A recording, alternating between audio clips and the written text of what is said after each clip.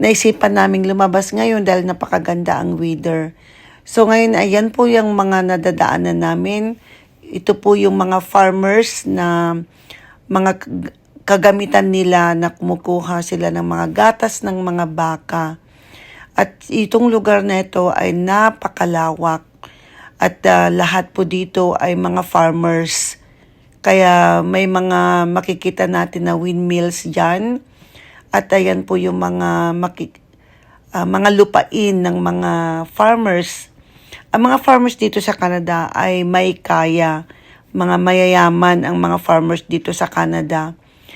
Kasi lahat po ng mga production nila ay talagang sinusuportahan ng mga gobyerno ang mga kailangan nila. At ngayon ay nakarating na kami dito sa St. Albert Cheese Factory. Ayan po, nakapasok na kami dyan at ang sabi ko ay kakain muna kami dahil nagutom na kami. Hindi pa kasi kami kumain ng breakfast at lunch. So, yan na po ang aming breakfast at lunch. So, kakain muna kami. Pagkatapos ay punta kami sa factory. Doon sa makikita ninyo mamaya yung kung paano sila gumawa ng cheese. Ayan, maraming mga tao ngayon. Lumabas lahat ng mga tao. Labas lahat ng mga bata kasi nga maganda po ang weather. At lahat kami ay nagpila-pila dyan para mag-order ng aming kakainin na putin. Putin ang tawag doon sa may cheese at gravy na potato fries. So, ito po yung aming pinupuntahan kapag gusto naming kumain ng fresh na cheese. At ngayon, ayan na po yung order ng asawa ko. At maraming cheese ang nilagay nila. Yung cheese curd ang tawag. So ngayon, kain tayo mga kaibigan. Ayan, napakasarap po. Lalo na pag gutom na gutom ka, ayan po ang kakainin mo. Medyo mabigat sa tiyan, pero okay lang dahil hindi naman kami kumain ng breakfast at lunch. So, yan po ang fries, yung potato fries.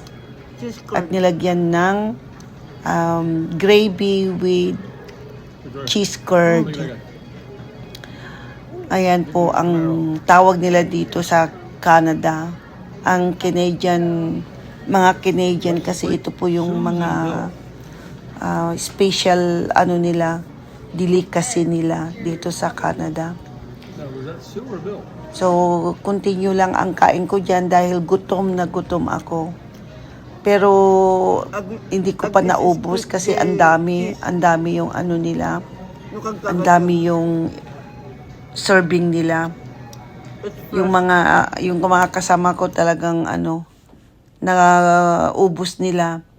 Ayan po yung tawag nila ay cheese curd na nila, prinato nila.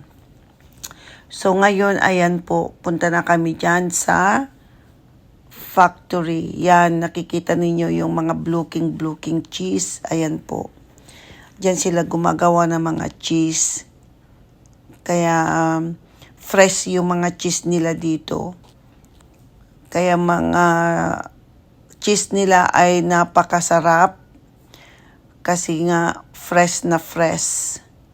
Ayan yung mga paggawa nila ng cheese curd. Ayan yung kagaya ng nilagay nila sa potato fries kanina. Yun po ang nilagay nila.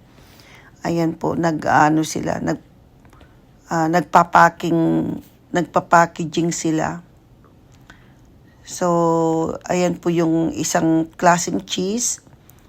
Yung orange. May cheddar. Yung cheddar kasi, yun ang white cheddar. Ito naman yung yung orange. Ito din po yung yung sinasabi ko sa inyo na cheese curd. Ayan. So, napaka kunti ang tao dyan sa production nila kasi nga weekend. Siguro yung mga nagtatrabaho lang ng mga weekend ito. Kaya hindi masyadong maraming mga workers dito sa factory. Ayan. Inaano nila, ini-slice nila yung cheese. Ayan. Ganyan po ang paggawa ng cheese dito. Actually, maraming mga paggawaan ng cheese dito. Iba-iba kasi ang klase ng cheese. So, ito ay iba din na klase ng cheese. Kaya, ito lang ang nakikita natin ngayon. Pero ito yung karamihan na ginagawa nila ay yung cheddar cheese curd. Yung ginagamit nila sa ilagay doon sa putin. Doon sa potato fries. So napakagandang tignan kung paano sila gumagawa ng cheese. Mula pagkabata ko, hindi pa ako nakatikim ng cheese. Nakatikim lang ako ng cheese siguro college na ako noon, yung tinatawag nilang queso de bola pag Pasko lang. Pero dito sa Canada, kahit hindi Pasko, ay makakatikim ka ng cheese. Ayan na po yung mga binibinta nila na ginawa nila doon sa factory nila. Ayan na po. Yan na po yung mga cheese nila dito. Ayan, mga fresh na cheese. St. Albert ang pangalan, yung tatak ng brand ng cheese na to.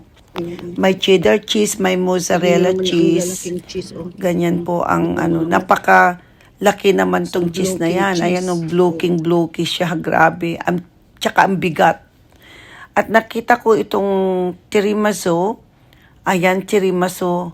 I hope na masarap ito. Kasi purong-purong cheese ang nilagay nila dyan sa tiramisu na yan. Ngayon ay punta na tayo at bayaran natin yung tiramisu kasi nauna na yung asawa ko na nagbayad. Okay everyone, maraming salamat sa panonood nyo ng aking video. Bye!